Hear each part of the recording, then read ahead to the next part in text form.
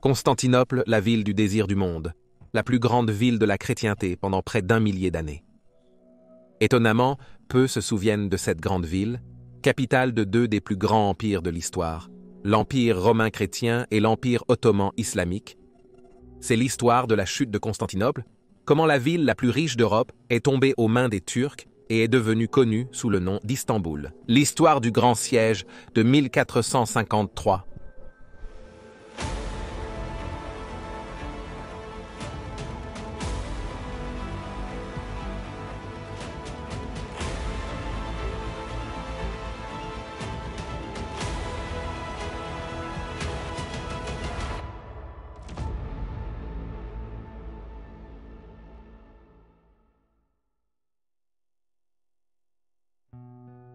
Lorsque la plus grande fortification de l'histoire a été prise d'assaut et que la plus grande cathédrale d'Europe a été transformée en mosquée, l'empire formé par Romulus et Remus sur les 7 collines a finalement pris fin.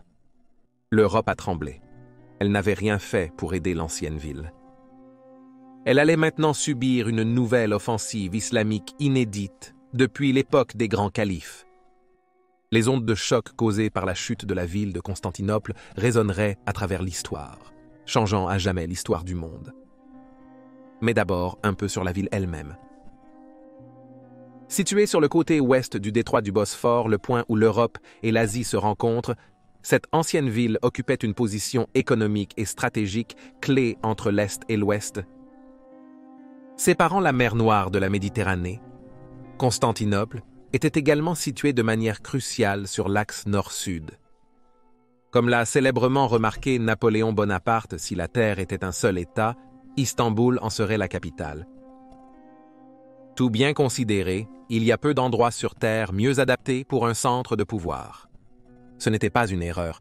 Fondée par les Grecs vers 650 avant Jésus-Christ, les fortunes de cette région allaient changer à jamais sous le règne de Rome. C'est parce qu'en 330 après Jésus-Christ, l'empereur Constantin a fait de la ville sa nouvelle capitale. Il l'a nommée Nova Roma ou Nouvelle Rome, manifestant ainsi ses désirs pour le lieu. Le nom n'a pas pris, les résidents et les étrangers l'ont nommé, d'après le fondateur lui-même, Constantinople. C'est de Constantinople que l'Empire romain tardif était gouverné. La ville de Rome est restée importante à l'ouest, mais Constantinople était le véritable centre du pouvoir politique, économique et religieux de l'Empire. Alors que les peuples barbares s'installaient dans l'Empire, au 5e et 6e siècle saccageant les établissements sur leur passage, la moitié occidentale déclinait et s'effondrait. L'Est est resté fort, et il le restera encore pendant des siècles. Constantinople restait inégalée derrière ses massifs remparts, alors que d'autres royaumes s'élevaient et tombaient. Et quelles murailles c'étaient! Lorsque les divers barbares du nord de l'Allemagne, les anglo-saxons, ont envahi la Bretagne romaine, ils étaient en admiration devant les fortifications romaines qu'ils y ont trouvées. Ils étaient si émerveillés qu'ils pensaient que des géants ou des dieux avaient construit ces structures. Alors que les murs de Constantinople éclipsaient tous les murs trouvés en Bretagne et étaient peut-être les plus massifs de n'importe quelle partie du monde. Connus sous le nom de murs de Théodose d'après l'homme qui les avait construits, l'empereur Théodose II, cette double ligne de murs était l'une des structures les plus complexes et défendables du monde. Le mur intérieur mesurait 5 à 6 mètres d'épaisseur et 12 mètres de hauteur. Un mur extérieur de 2 mètres d'épaisseur créait un rempart de 9 mètres de haut devant lui, entouré d'un fossé de 10 mètres de profondeur. Ce système de fortification impressionnant entourait les limites ouest de la ville. Parsemé le long de sa longueur, il y avait 96 tours atteignant jusqu'à 20 mètres de hauteur, et 9 grandes portes perçant à la fois le mur intérieur et extérieur. Pour tous ceux qui les ont vus, les murs de Théodose étaient impressionnants, une merveille du monde, inégalée en taille et en échelle. Ils étaient quasiment impénétrables. Nombreux sont ceux qui ont tenté de franchir les murs de la ville pour accéder à ses richesses, et presque tous avaient été déjoués. Les sièges des Goths en 378, des Perses en 626, des Arabes, des Bulgares, des Russes, tous ont échoué à maintes reprises. À travers l'histoire, peu de fortifications se sont avérées aussi réussies, aussi souvent. Et il devait réussir, car à l'intérieur de ces murs se trouvait le joyau de l'Empire romain. Une ville d'une richesse à couper le souffle. Avec Constantin qui injectait de l'argent dans sa nouvelle Rome, la population allait exploser. Passant d'environ 30 ou 50 000 en 300 après Jésus-Christ à au moins 300 000 en 400 après Jésus-Christ. En fait, selon certaines estimations, Constantinople était la plus grande ville du monde pendant des centaines d'années et est restée l'une des plus peuplées pendant des siècles après. La ville grouillait de mouvements de personnes, encombrant ses marchés animés, où l'on pouvait trouver des marchandises du monde entier. Son grand port voyait des navires chargés d'épices orientales, de soie chinoise, d'ambre du nord et d'ivoire du sud se battre pour de l'espace à travers ses voies navigables animées.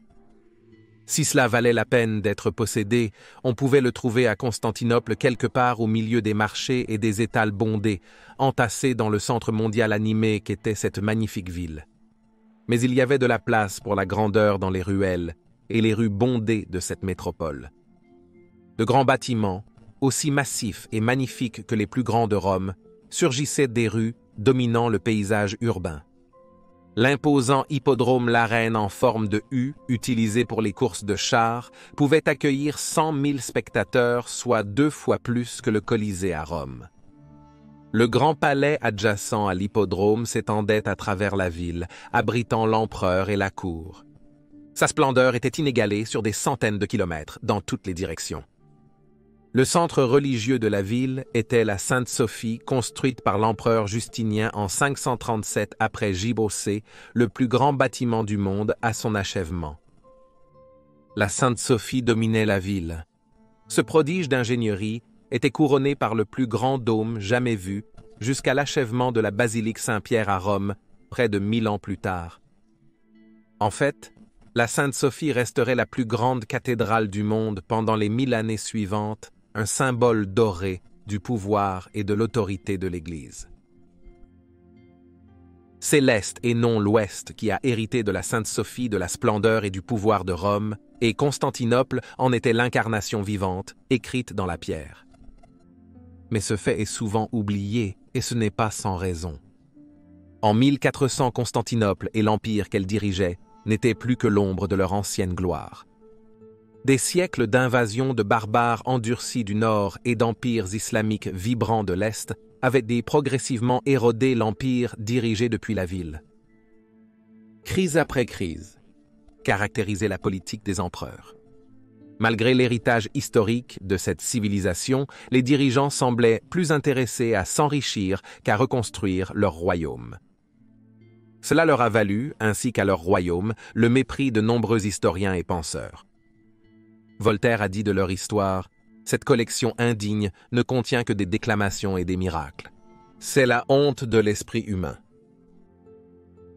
Montesquieu, un autre penseur français, a dit de l'endroit « L'empire grec n'est rien de plus qu'un tissu de révolte, de sédition et de perfidie. » Édouard Gibbon, célèbre historien romain, a écrit sur l'histoire de Constantinople, la décrivant comme une succession de prêtres ou de courtisans, lisant dans les pas des autres sur le même chemin de servitude et de superstition. Leurs points de vue sont étroits, leur jugement est faible ou corrompu. Un tel mépris est pour la plupart injuste. Les raisons du déclin de l'Empire romain à l'Est comme à l'Ouest ne sont pas simples. Un fait qui était clair, cependant, était la seule occasion où les murs théodosiens ont fait défaut à cette puissante ville. En 1204, Constantinople elle-même a été saccagée, ses églises pillées et ses maisons incendiées. Cela n'était pas l'œuvre d'une puissante armée islamique, cependant, ni de guerriers venus du nord.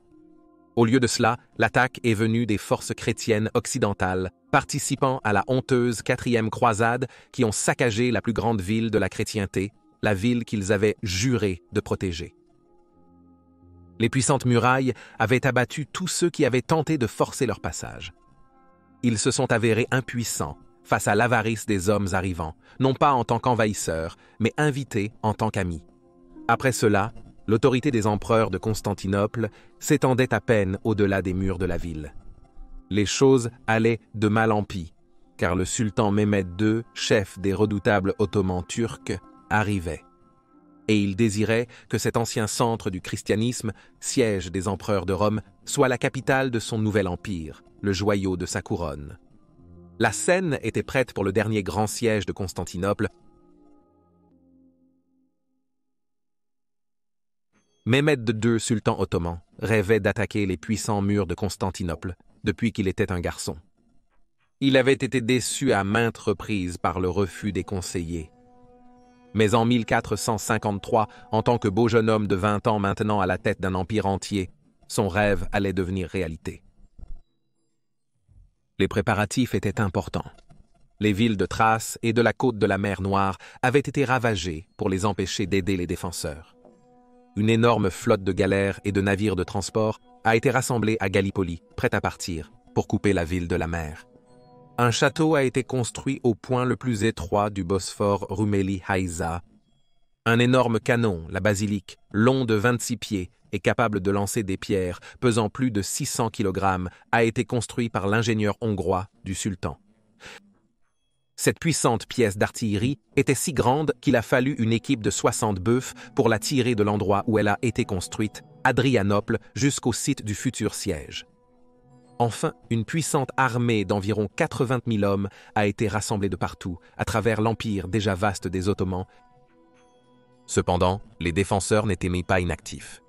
Des fonds et des armes ont été collectés pour payer les troupes. Hors de la ville, les fossés devant les murs ont été creusés plus profondément et le fossé près de la porte Blachnet, très fortifié, a été inondé. Des ambassades ont été envoyées à Venise, le Vatican, l'Aragon et la France pour solliciter de l'aide. Lorsqu'une compagnie de 700 hommes est arrivée sous le commandement du capitaine guyanais, Giovanni Giustiniani Longo, il s'est vu confier le commandement des murs. Et avec cela, 7000 hommes en armes se préparèrent à défendre contre 80 000.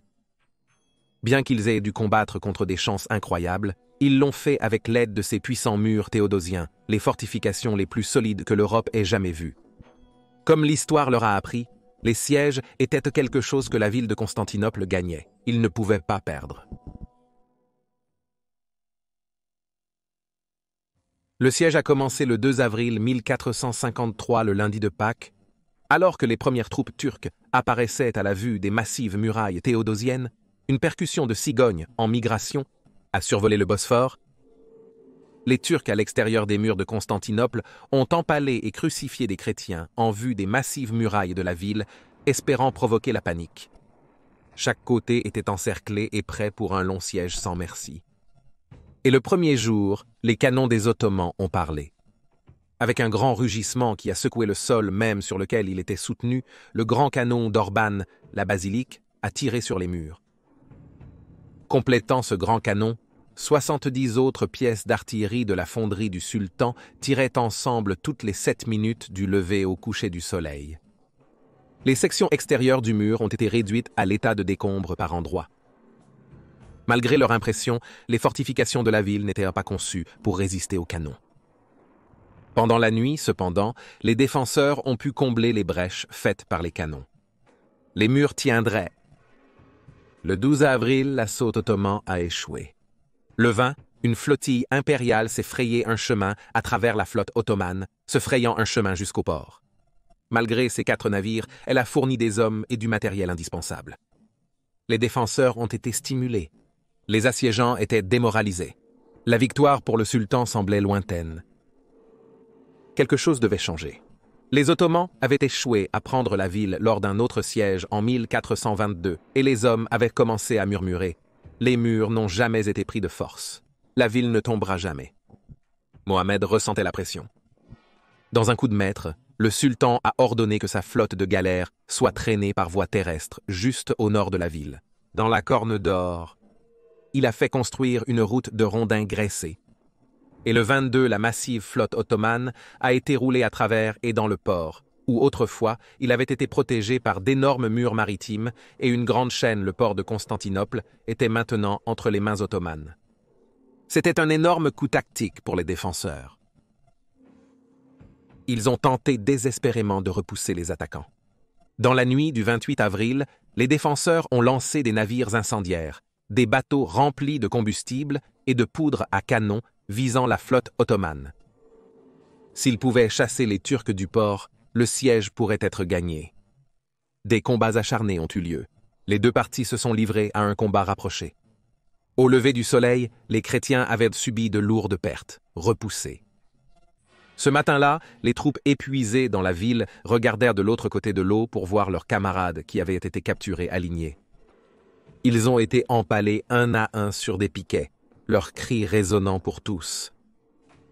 Ne voulant pas être en reste, les forces chrétiennes ont ensuite exécuté les 200 hommes qu'elles avaient à capturer. Le siège, déjà laid, devenait de plus en plus brutal jour après jour.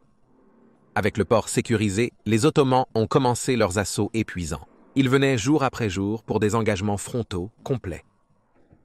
Chaque fois, ils étaient repoussés avec de lourdes pertes, mais chaque fois, ils avançaient un peu plus loin.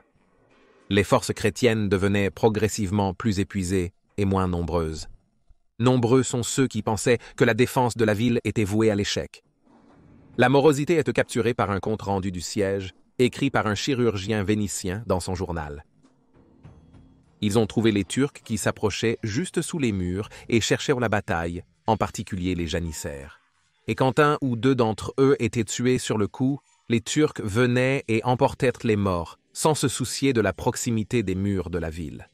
Nos hommes leur tiraient dessus avec des fusils et des arbalètes, visant les Turcs qui effrayaient ses compatriotes morts, et tous deux tombaient morts au sol. Et puis venait un autre Turc et les emportait, ne craignant pas la mort, mais étant prêt à laisser 10 d'entre eux être tués, plutôt que de subir la honte de laisser un seul cadavre turc près des murs. Les Ottomans ont débuté leur tentative de percement des murs avec des mines, plutôt que de les assiéger. Une force de Serbes ayant connu ce type de guerre a mené l'effort. Ils creusaient sous terre, formant de grands tunnels serpentant vers les murs. Une fois les fondations atteintes, de la poudre à canon serait placée et allumée, faisant s'effondrer les défenses de manière irréparable. Un ingénieur allemand qui était venu avec la force guyanaise de 700 hommes a dirigé une opération de contre-minage très réussie. Il a dirigé le creusement de mines pour rencontrer les tunnels ottomans, permettant aux défenseurs de tuer les forces ottomanes et de faire s'effondrer leurs mines. Lorsqu'ils ont capturé 2 officiers turcs lors d'un tel affrontement souterrain, le 23 mai, ils les ont torturés sans merci, les forçant finalement à révéler les emplacements de toutes les autres mines. Il n'y aurait plus d'autres tentatives pour placer des mines sous les murs après cet incident. Le 21 mai, Mohamed a envoyé un ambassadeur à la ville assiégée avec un message. « Cédez Constantinople et soyez autorisés à partir avec vos possessions. Que vous soyez citoyen ou empereur. » L'empereur a refusé, offrant un tribut mais pas de reddition. Il a déclaré « Quant à vous rendre la ville, ce n'est pas à moi de décider ni à aucun autre de ses citoyens. Car nous avons tous pris la décision mutuelle de mourir de notre propre gré sans aucun égard pour nos vies. » Mohamed II était à un tournant. Le siège avait duré 49 jours. Avec des pertes élevées, des approvisionnements faibles, certains conseillers clés du sultan l'appelaient à terminer le siège. La victoire paraissait distante. Lors d'un conseil, il a été décidé que les Ottomans lanceraient une dernière offensive totale contre la ville. Les risques étaient élevés. Une attaque ratée pourrait briser les Ottomans, morale déjà vacillante. Mais Mohamed avait rêvé de ce moment toute sa vie. Les murs seraient assiégés, ou son armée puissante serait défaite en tentant. Le soir du 26 mai, les préparations ont commencé. Pendant les 36 heures suivantes, l'énorme armée de 80 000 hommes a été mobilisée et préparée pour la grande attaque. Ils ont eu le temps le 28 pour se reposer, prier et faire la paix avec leur moralité. Sentant le changement d'humeur et anticipant le carnage à venir, les troupes à Constantinople ont tenu une cérémonie solennelle à Sainte-Sophie, la plus grande église de la chrétienté, avec la présence de l'empereur lui-même. Eux aussi ont fait la paix avec leur Dieu et se sont engagés à accepter quel que soit le sort que le lendemain leur réservait. Et cette nuit-là, le 28, un calme sombre s'est abattu des deux côtés. L'air était chaud et humide, chargé des prières de dizaines de milliers. Le sort en était jeté. La ville pourrait tomber, mais sans capitulation ni disgrâce. Les chrétiens se battraient jusqu'à la fin.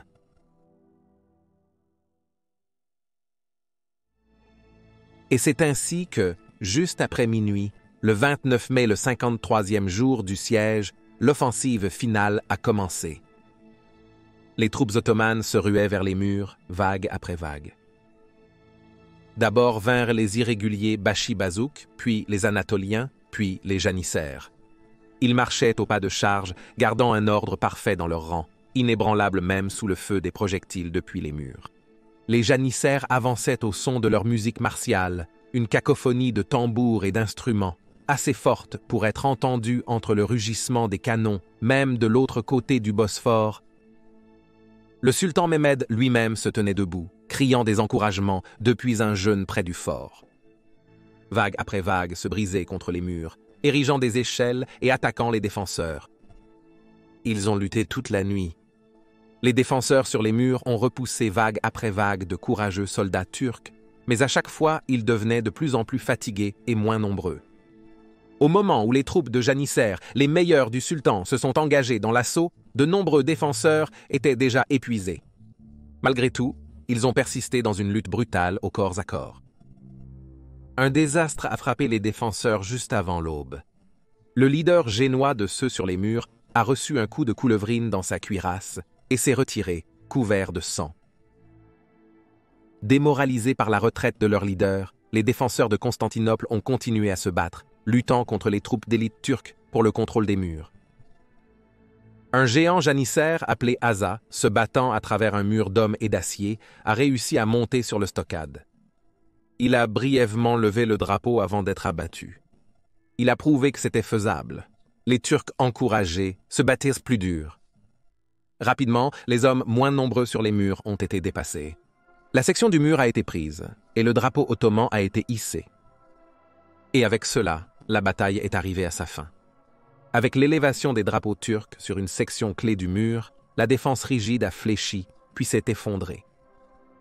Les hommes qui avaient tant lutté pour défendre leur ville savaient qu'ils avaient échoué. Et bientôt, la horde violente qu'ils avaient résistée envahirait la ville. Certains ont fui, cherchant refuge auprès de leurs proches dans les confins étroits de leur ville. D'autres se sont rendus, se condamnant à une vie d'esclavage. Certains se sont jetés des murs par désespoir, mettant fin à leur vie, plutôt que d'assister à ce qui allait arriver.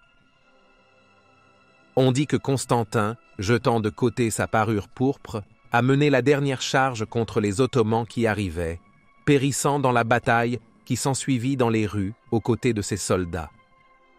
D'autre part, le chirurgien vénitien cité plus tôt a écrit dans son journal que Constantin s'est pendu au moment où les Turcs ont fait irruption à la porte de San Romano. Au final, on ignore son sort. Constantinople était tombée. Puis le carnage a commencé. La ville avait refusé la miséricorde du sultan.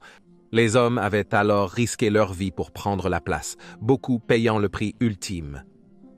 Maintenant, les citoyens de Constantinople paieraient pour cette résistance. Vous vous souviendrez comment l'empereur avait répondu aux messagers du sultan, disant comment son peuple avait pris la décision mutuelle de mourir de notre propre volonté, sans aucun égard pour nos vies. Ici, cette affirmation sera testée. La ville a été pillée. Les troupes ottomanes ont traversé les quartiers district par district, pillant et violant au fur et à mesure. Plus intéressés à vendre les citoyens comme esclaves, la plupart de la population a été épargnée d'un massacre absolu. Néanmoins, les récits indiquent que le sang coulait dans la ville comme de l'eau de pluie dans une gouttière, et que les corps flottaient dans la mer comme des melons le long d'un canal. Une grande partie de la ville a été incendiée alors que les hommes la traversaient, section par section, prenant tout ce qu'ils pouvaient trouver de précieux.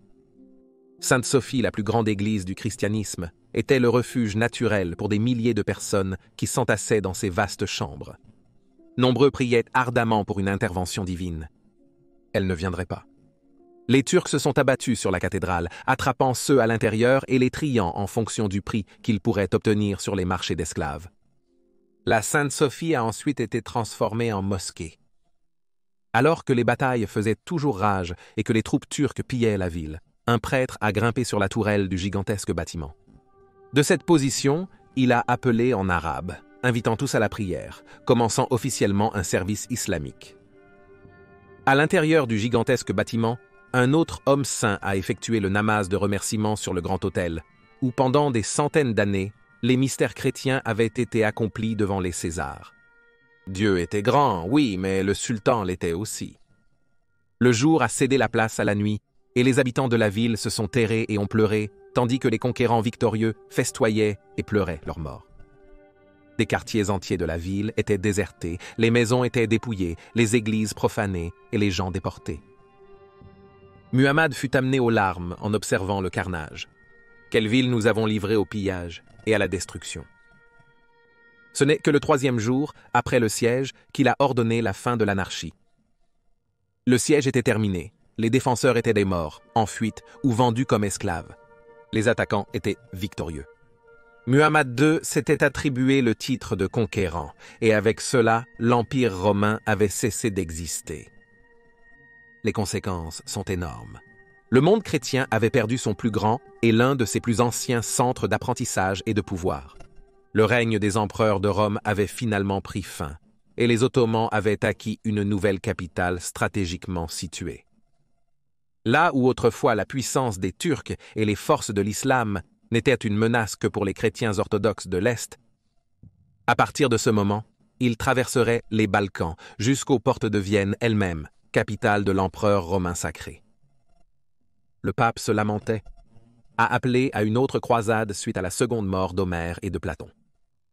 Sans surprise, pour une Europe qui n'avait envoyé que 700 hommes pour aider au siège, ces appels ont été ignorés. Étonnamment, l'Europe était presque hystérique suite à la nouvelle. Si peu avaient aidé à défendre la ville, et ceux qui avaient de si petites forces, pourtant leurs réactions paniquées parlèrent de nouvelles peurs, peut-être même de regrets. Les cloches des églises sonnaient à travers l'Europe, résonnant à travers la plaine hongroise et les places de marché d'Italie jusqu'aux pâturages ruraux d'Angleterre. Beaucoup avaient raison de paniquer. La ville de Constantinople et l'empire qu'elle dirigeait ont longtemps constitué un tampon pour l'expansion ottomane. Maintenant, avec la chute de cette grande ville, le chemin vers l'expansion future vers l'ouest était ouvert. D'abord Constantinople, ensuite le monde. Mais tout n'était pas perdu. Les Ottomans étaient moins chaotiques en paix qu'en guerre. Ils étaient libéraux en matière de commerce, les liens entre l'Est et l'Ouest prospérant réellement sous leur règne, au grand bénéfice des intermédiaires vénitiens et génois. Ils étaient tolérants en matière de religion, offrant un lieu plus sûr pour les chrétiens de vivre en justice relative. Certainement, les chrétiens vivant sous les Ottomans se portaient beaucoup mieux que les musulmans ou les juifs pris sous le règne espagnol. La ville a été repeuplée avec des gens de tout l'Empire ottoman. Chrétiens et musulmans, Turcs, Grecs, Serbes et Bulgares ont tous trouvé un foyer dans la ville qui a pris un nouveau caractère résolument multiculturel. Enfin, les sultans se sont avérés dignes, bien que non conventionnels, héritiers de l'héritage des empereurs de Rome. Muhammad II s'est proclamé César de fer César de Rome, suite à la chute de Constantinople en 1453, se présentant comme une continuation du règne romain existant. L'Empire avait changé de religion une fois, passant des croyances païennes au christianisme. Pourquoi pas 2 fois? Il a commandé des portraits de style romain de lui-même et a adopté de nombreux aspects de la culture de Constantinople. Ce n'est pas une coïncidence si la Sainte-Sophie, la vaste cathédrale transformée en mosquée, ressemble à de nombreuses mosquées construites après 1453. Le style architectural a été adapté. Les savants fuyant la religion ont apporté l'apprentissage des anciens sur les rivages de l'Italie, donnant le coup d'envoi à l'étude des textes classiques en Europe occidentale. Beaucoup considèrent ce facteur comme un facteur clé dans le déclenchement de la Renaissance, cette floraison de la culture qui, traditionnellement, a signé la fin de l'âge sombre en Europe. Si l'ancienne Constantinople a été brûlée lors du grand siège de 1453, alors la dispersion de ses cendres dans le vent s'est avérée fertile à travers le monde médiéval. Ceux qui sont restés dans la ville sont également restés influents. Ils ont continué à recevoir du mécénat, traduisant leurs œuvres en arabe et contribuant à une culture islamique florissante dans les arts et les sciences, qui pendant un certain temps a surpassé celle trouvée en Occident. Le centre du christianisme orthodoxe a été déplacé de Constantinople à Moscou. Désormais, ce sont les Russes qui porteraient là la foi. Le centre islamique a aussi été transféré. L'Est, avec les lieux saints à Jérusalem et au Moyen-Orient, serait sécurisé pendant 500 ans. Malgré l'évêque à Rome, le dernier siège antique survivant, aucun croisé ne menacerait à nouveau cette région. L'ouest foyer de la Grande Calypso en Espagne tomberait victime des Ibériques qui prendraient la mer et répandraient leur foi dans tous les coins de la terre. En tant que tel, l'impact du siège de Constantinople, la chute de l'Empire romain, n'est pas simple. Tragédie ou triomphe, votre vision dépend de votre perspective. Ce qui ne peut être débattu cependant, c'est le drame du grand siège de 1453, la chute de Constantinople, l'héroïsme déterminé des attaquants comme des défenseurs. Forces islamiques et chrétiennes pareillement résonnent à travers l'histoire dans ce qui pourrait être l'un des plus grands sièges de l'histoire.